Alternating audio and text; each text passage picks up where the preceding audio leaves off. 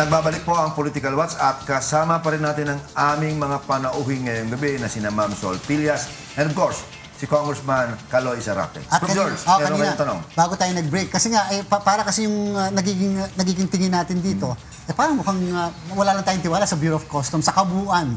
Yun din kaya ang tamang analysis natin dyan, Sir Congressman. Tama rin yan, kumpanyero. Dahil talaga ang customs, ang aduana, ang isa sa mga tinatuguri ang pinakakurap na ahensya ng gobyerno. No? At lalong-lalo na ngayon sa administrasyong ito, ang daming conflict of interest. No? Lalo pa na-appoint dyan si Commissioner Lina ngayon. Na alam naman natin, may mga kontrobersya ding nakapaloob dyan. No? Yung conflict of interest niya, yung pinahinto niya yung isang kumpanya na dapat sana ay kalaban din ang kanyang kumpanya. No? So, tapos ito, dumating itong mga kontrobersyang ito ngayon na alam naman natin na grabe pa rin ang problema ng smuggled goods dyan sa aduana. Tapos ang pagdidiskitahan nga natin ay itong ating mga OFWs, no? Karamihan sa kanila, mga kukunti man lang ang mga sinisahod abroad, no? Well, talagang, alam mo, average ngayon, dahil sa walang kita talaga rin sa Pilipinas, ang tinataya na average of 6,400 Filipinos are going out of the country daily, Yes, no? At malaki ang kanilang kontribusyon sa ating gross domestic product. Pero naniniwala kayo na doon sa nagsasabing ibang grupo naman na ang Bureau of Customs kasi ang siyang pangunahing ahensya na kung saan magkakaroon ng fundraising para masuportahan ang susunod na halalan. Yan na nga ang isang talagang tinitingnan natin dito, no? Dahil nagkaroon ng mga revenue targets, tapos ito, nilabas na rin ng dating commissioner na si Sibilia, no? Ang sabi niya, kaya napilitan siyang umalis, pinopressure siya na mag-fundraising for the governing party, no? Administration candidates, no? So, yan yung nakikita natin ngayon, na at the expense of our OFWs, no? Dahil namumulitika ang present administration, ay bahala na kung sino ang masagasaan nila. At ito, nakita na nila ngayon, no? Rumirest back itong mga OFWs. Kaya bigla silang kumambyo at nagkukuha anong palusot ang ginagawa nila. Congressman, obviously, and also you, Ma'am Solon, obviously, malaking bubo ito, malaking blunder on the part of the Customs Commissioner and by extension, the administration of Pinoy. Sa tingin mo ba, dapat ba mag-resign si Commissioner Lina or kung ayaw niya mag-resign, dapat ba palitan siya? Alam mo, Jonas, no, madali sanang sabihin yan, mag-resign ka na or si Pinoy, sipain na niya. Pero from day one of this administration hanggang ngayon, talagang that is not the ugali ng administrasyong ito. No? Kapituko at si Pinoy naman na hindi pa nagkakaroon ng investigasyon, inaabsuelto na niya yung kanyang mga KKK. So, parang useless din manawagan, no? Na dahil talaga itong legacy na ng Aquino administration na kahit mali, no? Kaya sabi ng iba, hindi naman ito tuwid na daan natuwad na daan sa atin sa Bisaya, no? Talagang bumabaliktad na. Kahit po sa Tagalog, ganyan din. Natutuwad na Pero ma'am, ang pero panawagan... di ba dapat matuwa dito ang mga kalaban ng administrasyon? Dahil, ika nga lalong kumukuha sila ng malaking bato, ang Pinoy administration, para ipukpok pa lalo sa kanilang ulo. Yes. And therefore, matuwa nga, di ba? Opo.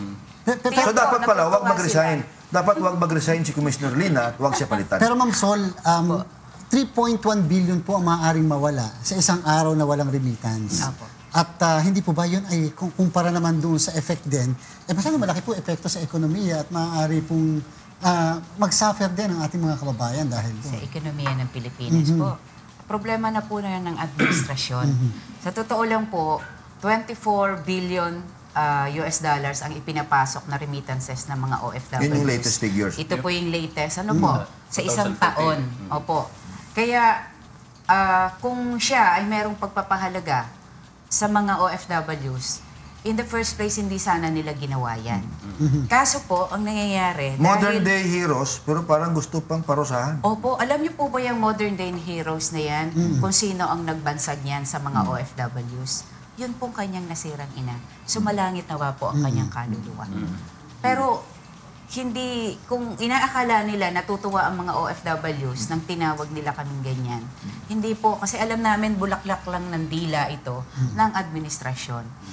Kaya doon po sa ginawa nilang ito, diyan sa aming Zero Remittance Day, bukas po, ay gusto lang naming ipakita yung kahalagahan ng bawat isang OFW, yung kahalagahan ng buhay ng bawat isang mga OFWs na sa kabila ng paghihirap, pagsasakripisyo nila doon, ay nangyayari yung mga katulad ng nangyari kay Mary Jane para sabihin nila na pinahalagahan daw nila ang mga OFWs. Kung ito ang klase ng pagpapahalaga nila sa mga OFWs, wala sanang nakakulong ngayon sa death row na 95 na So, mga ibig sabihin, Pilipino. Ma'am Sol, talagang palang ito lang ay ina-highlight lang, but ang real issue rito ay yung pag-arugahan natin at pagkalinga natin sa mga OFW.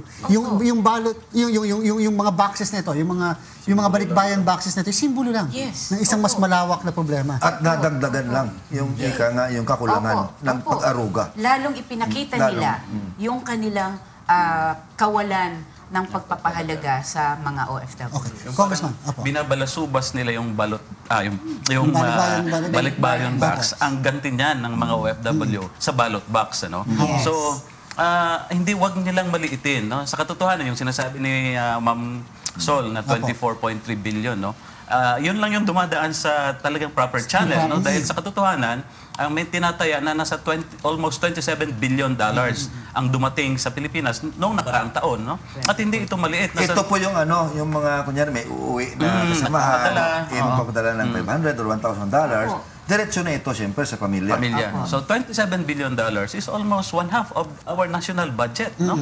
So wag nilang maliitin ito dahil ang katumbas nito alos na sa 9 to 10% of our gross domestic product, no? So talagang nagkakamali ang administrasyon na kung iniisip nila na kaya nilang ibalasubas, no, at winawalang hiya, sabihin na natin gano'n, ang sitwasyon ng mga OFWs. At ito ay talagang magkakaroon ng backlash, no? And kaya siguro ngayon nagkakaroon sila ng mga spin to recover everything dahil talagang mali. Sabi nga ni Jocas kanina, mukhang hindi pinag-iisipan ito, no? Mukhang hakbang ito, amateurist na. Actually, hairbrain. Ang migrante ba ay kontento sa naging pagtingin ng kasalukuyang administrasyon sa ating mga OFW? Yung isa lang, istantabi muna natin tungkol sa balikbayan boxes, pero yung kabuuan ng ating pag-aruga at pagtingin sa mga OFW. Simula po nung naupo si Pangulong Aquino noong 2010, meron na po kami ibinigay ng mga migrants agenda. Anong hiling ng mga OFWs? Kahit isa doon, wala po siyang pinakinggan. Sa kanyang mga State of the Nation address, wala siyang anumang plano para sa mga OFWs. Kaya hanggang siguro sa huling araw niya, ng panunungkulan niya, lalo na sa ginawa nila ngayon, wala po kaming nakita na may maganda siyang ginawa sa ating mga kababayan. Kahit tayo nga ang boss niya. Oo. Sabi nga ho, talaga nga hong mali yung dinig natin. Hindi, kayo ang boss ko, iba yung, So iba parang- pala yung kanyang sinabi. Sa kabuuan pala, sa pagsasalita po natin, yung balikbayan ay parang yung balikbayan box ay parang isang OFW. Yes. Nabubusisiing mabuti, titingnan mabuti, samantalang hindi ito ang dapat na priority. Yes. Opo. Di ba? At dapat may ibang priority. Yes. Kung magkaganon po, yes po. Opo. Ganito po yan. Ang galing nilang kinuwenta yung 600 million na kikitain mula po dito sa buwis ng mga balikbayan boxes. Pero yung 100 million na legal assistance fund para sa mga OFWs ay binito pa po. Wala na po ba yun? At sabi, saan daw po kukuha ng pera? Yung pong 100 million na yan, noong 2011, ang nakuha po naming datos sa DFA ay 30 million lamang Ang nirelease. ang nagastos nila. Sa unang tingin, parang, matipid sila. Opo. Pero kung susuriin mo, hindi na po katakataka kung bakit may mga kababayan tayo ngayon nakakulong. At walang Kulang At sila. kasama doon si Mary Jane Veloso, nakakulong, walang mga abogado. walang abogado, walang interpreter. So kulang sila sa trabaho. Opo. Kulang sila sa pag-aruga. Yes. Ika nga kung Opo. talagang gustuhin nila, may pera naman naman. pala Dahil hindi nila ginagawa ng maayos sa trabaho nila, 30 million ang nagastos nila. Yes. Opo. Hindi yung nakatipid sila. Hindi Kung hindi po. nila ginagawa ng maayos. Pero kung ang gusto ko trabaho nila. matanungan, Congressman, okay, nandiyan na po, nagkaproblema, pinahinto na.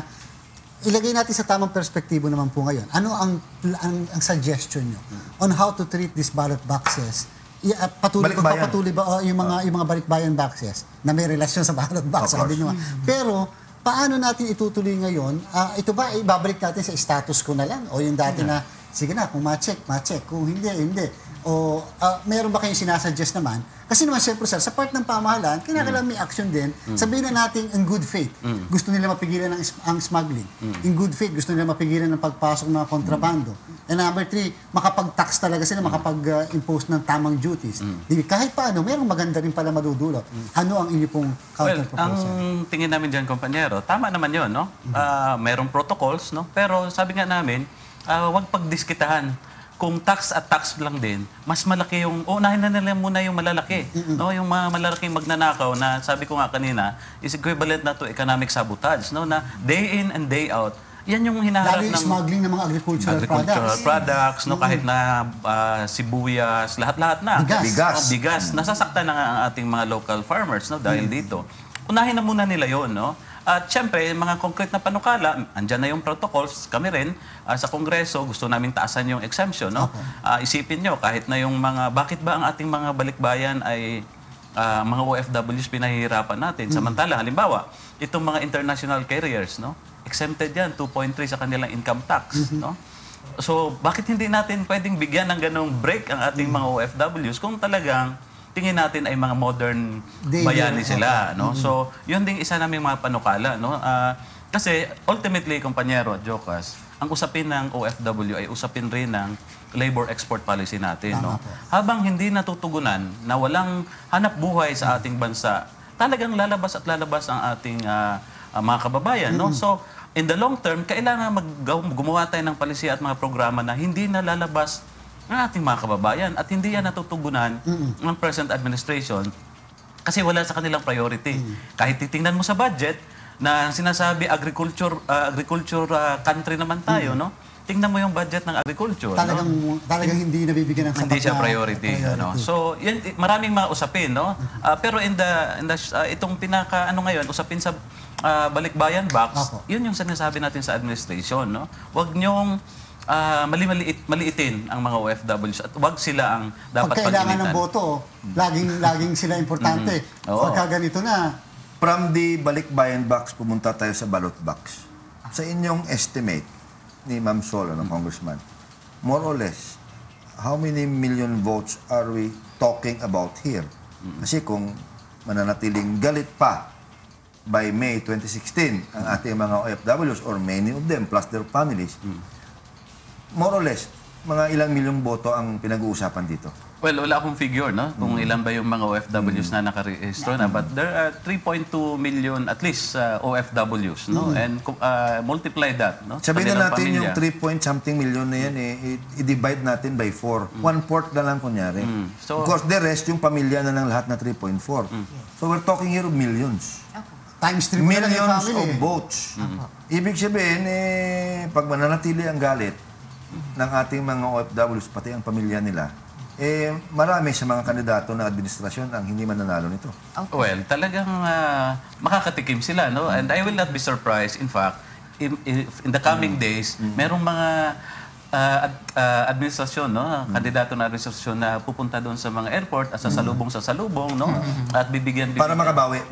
Ano? Pero ako sir, ito on the lighter side din. Babalik ko na muna doon sa balikbayan boxes. Maliban doon sa may pagmamahal. Yung pag-impake, paglalagay talaga naman with matching, inayos-ayos pa, pati yung packaging tape na ginamit yan, yung mga hindi pa pwedeng basta-basta matatanggal.